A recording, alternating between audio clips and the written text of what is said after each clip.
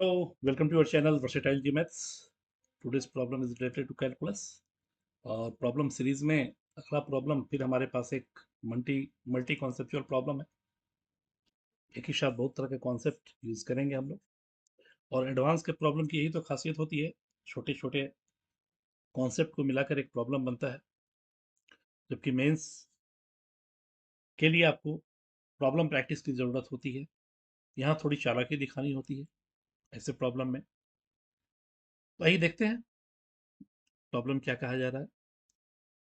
F from 0 to 2 pi to R एक differentiable function है such that limit दिया हुआ है t tends to x F x cos t minus F T cos x upon T minus x, जिसका value cos square x upon x square है। और F पाई भी दिया हुआ है -1/पाई। ठीक है, एफ पाई का वैल्यू है -1/पाई।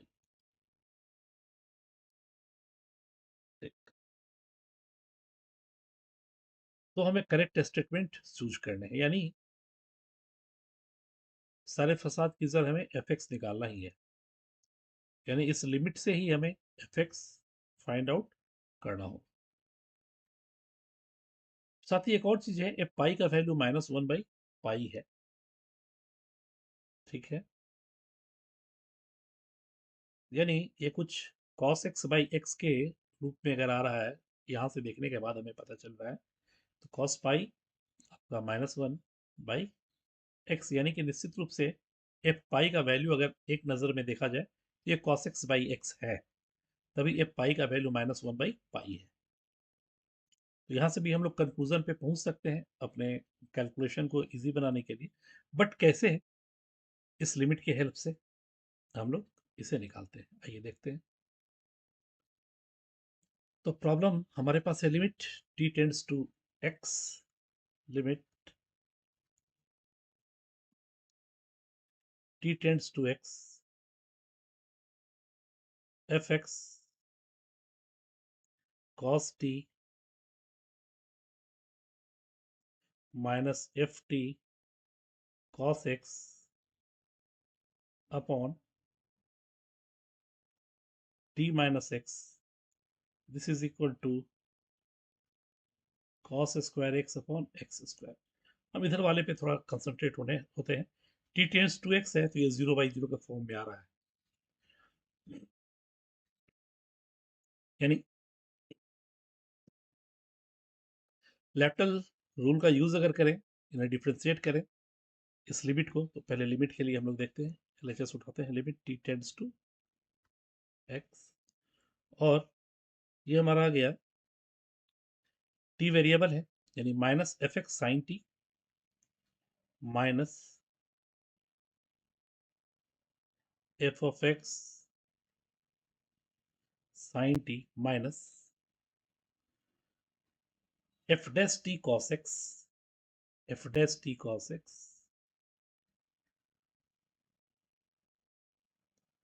Upon T minus X, that is 1 - 0। And t tends to x पर हमारा वैल्यू आ गया, माइनस अगर कॉमन ले लें, this becomes F X sine X plus F dash X cos X, और इसका वैल्यू हमारे पास था cos square x upon x square, ये था ना, cos square x upon x square. ठीक है, यानी डिफरेंशियल इक्वेशन का फॉर्म आ रहा है, देखिए Y sine x D Y by D X cos X, एक लिमिट डिफरेंशियल इक्वेशन में कन्वर्ट हो गया। और अगर देखें हम लोग तो D Y by D x और वाई के फॉर्म में है, यानी लीनियर के भी फॉर्म में है। अदरवाइज आप चाहें तो आप इसे वेरिएबल सेपरेबल के रूप में भी बहुत आसानी से, देखिए मैं दोनों ही तरीके यूज करता हूँ। आप इसे चाहें तो कुछ ऐसा लिख सकते हैं, दिस इज माइनस, थोड़ा सा अरेंज करते हैं, and this becomes F dash x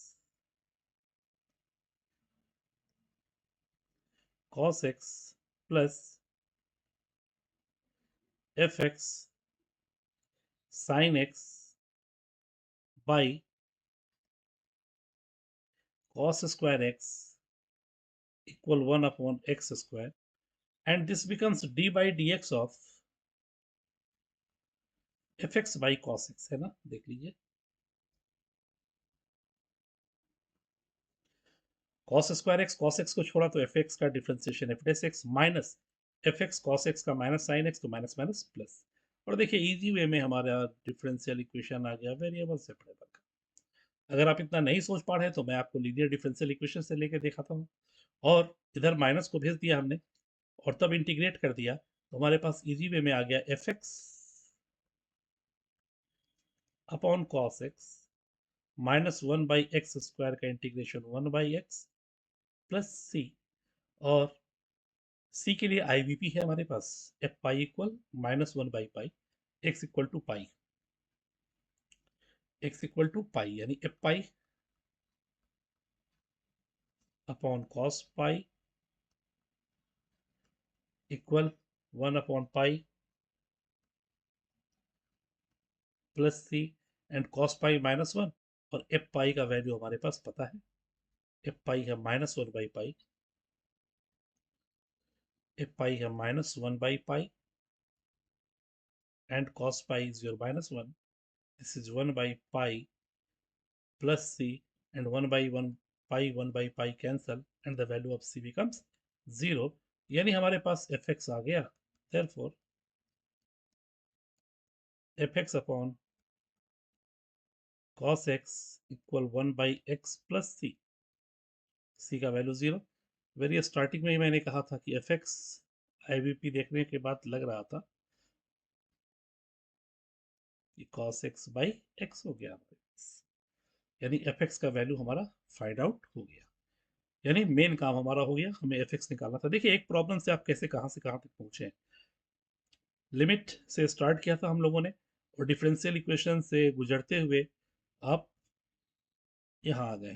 थोड़ा सा टाइम लूंगा, आप चाहें तो अगर इतना नहीं सोच पा रहे हैं तो आप लीनियर डिफरेंशियल इक्वेशन से भी इसे सॉल्व कर सकते हैं। तो मैं एक लाइन में दिखा देता हूँ। ये आपका आ गया, अगर एफ एक्स वाई है तो Y sine X plus D Y by D x, और ये आ गया cos x equal minus cos square X by X square. D Y by D X के साथ कोई कोफिशिएंट नहीं होना चाहिए, यानी D Y by D X plus Y of tan X equal minus cos x upon x square. देखिए L D आ गया, D Y by D X plus P Y equal to q. आप I F निकाल सकते हैं, e to the power integration p d x और tan x that is log of sec x, and this becomes sec x, or the y into if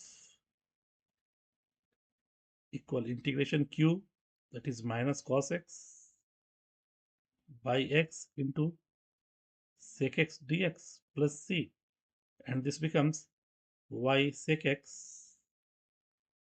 equal sec x and cos x खत्म। अच्छा ये x square था ना, और x square minus one by x minus minus one by x plus सी।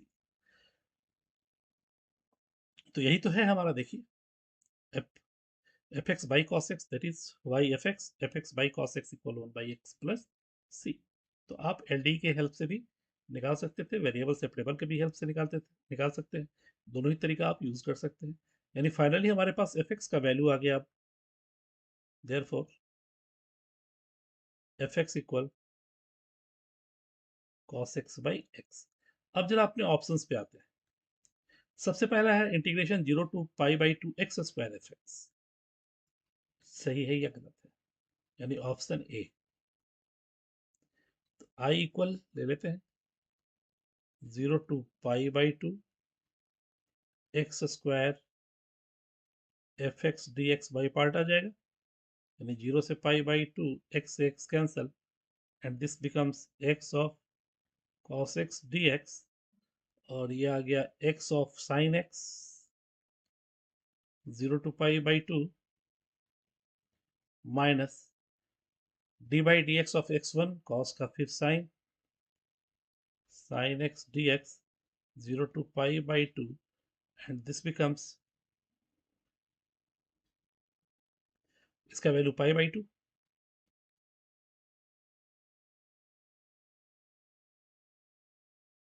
और sign minus cos तो plus cos x, and 0 to pi by 2 cos pi by 2 0 cos 0 1, that is the output of this integration is pi by 2 minus 1. ये pi by 2 minus 1 है, जबकि हमारे पास correct statement pi minus 1, ये wrong हो गया हमारा, A is our wrong. F x is increasing in 0 to pi by 3, 0 से पाई बाई 3 के बीच हमें देखना है कि एफ एक्स इंक्रीज कर रहा है या डिक्रीज कर रहा है, तो इसके लिए हम एफ डेस एक्स चाहिए, और देख लेते हैं एफ डेस एक्स का वैल्यू पॉजिटिव है या नेगेटिव है। तो इस आधार पर अगर चेक करें हम लोग, तो B number F dash X, F dash x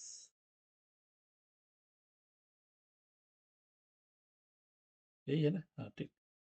तो एफ डैश एक्स अगर निकालें हम लोग, तो ये हो गया minus x sine x minus cos x upon x square, यानी ये आ गया minus 1 upon x square and x sine X plus cos x. ध्यान दीजिए, तो 0 से पाई बाई 3 के बीच जो वैल्यू है हमारा, वो ये भी पॉजिटिव होगा और ये भी पॉजिटिव होगा, बट स्टार्टिंग नेगेटिव, ओवरऑल ये लेस देन 0 देगा, यानी एफ एक्स जो है वो डिक्रीजिंग फंक्शन है हमारा, जबकि यहाँ कहा जा रहा है F x is increasing in 0 to pi by 3, ये भी खत्म। अब कहा जा रहा है क्या 1 बाई 2 से 1 के बीच x cube f dash x d x less than 0, तो आइए देख लीजिए सी, तो जरा x cube f dash x निकाल लेते हैं पहले। एफ डैश एक्स अभी हम लोगों ने निकाला है, यानी x cube f dash x minus 1 by X square and x sine X plus cos x,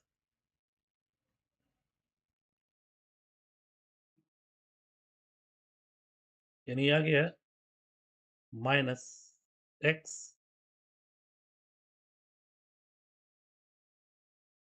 x sine X plus cos x, यानी अब इंटीग्रेशन चाहिए हमें 1 बाई 2 टू 1 के बीच, 1 बाई 2 टू 1 के बीच, तो ये आ गया minus x x sine X plus cos x, ठीक है।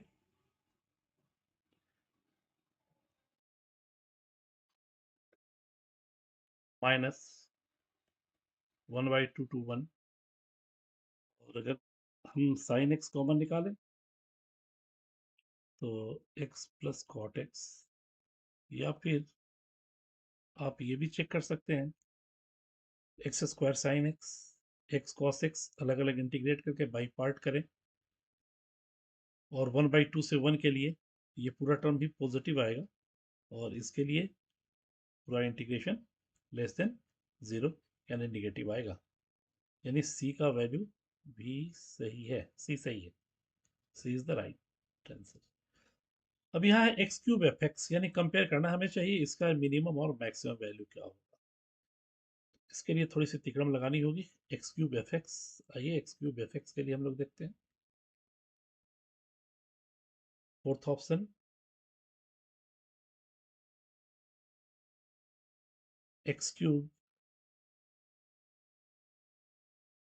एफ ऑफ एक्स चाहिए हमें, और ये इंटीग्रेशन है 0 से 1 के बीच में, 0 to 1, integration 0 to 1 d x, तो एक्स क्यूब एफ एक्स क्या हो गया भाई, तो ये आ गया 0 to 1 x cube f x था हमारे पास cos x by x,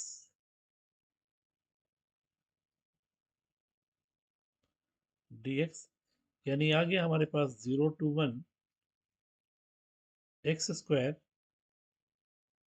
cos x का वैल्यू।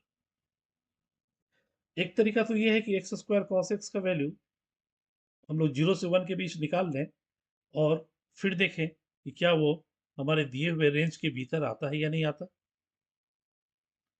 7/30 से लेकर के 7/30 से लेकर 1/3 के बीच में आ रहा है या नहीं आ रहा है। तो इसे हम लोग इजिली कर सकते हैं।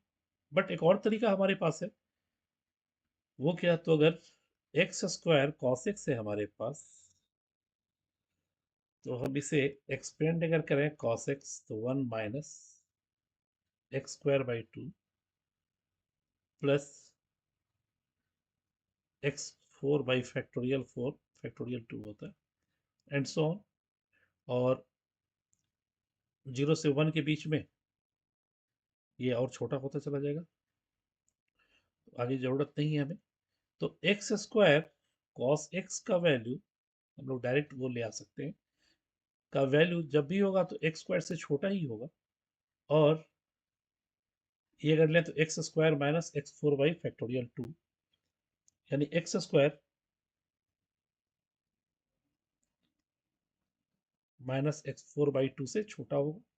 अब इसे इंटीग्रेट कर दें 0 से 1 के बीच में, x square minus x 4 by 2 D x and 0 to 1 x square cos x d x, 0 to 1 x square D x, ये आ गया x cube by 3 minus x 5 by 10 between 0 to 1, ये तो हमें चाहिए ही, 0 to 1 x square cos x d x, और ये x cube by 3 0 to 1, इसके लिए आ जाए 1/3 माइनस 1/10, और ये अगर आई हो गया, आ गया 1/3, 10 में 3 गया 7, यानी 7/30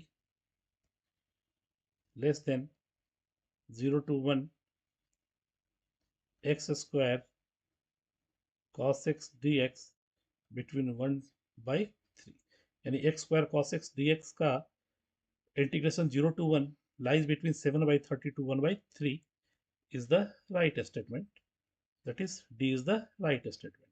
यानी हमारे पास जो करेक्ट स्टेटमेंट है वो C and D is the only correct statement and A and B is the false statement, and hope you will understood it well। और देखा आपने कैसे मल्टी कॉन्सेप्ट प्रॉब्लम था। Thanks for watching. If you enjoyed this video, don't forget to like, share and subscribe the channel। Thank you।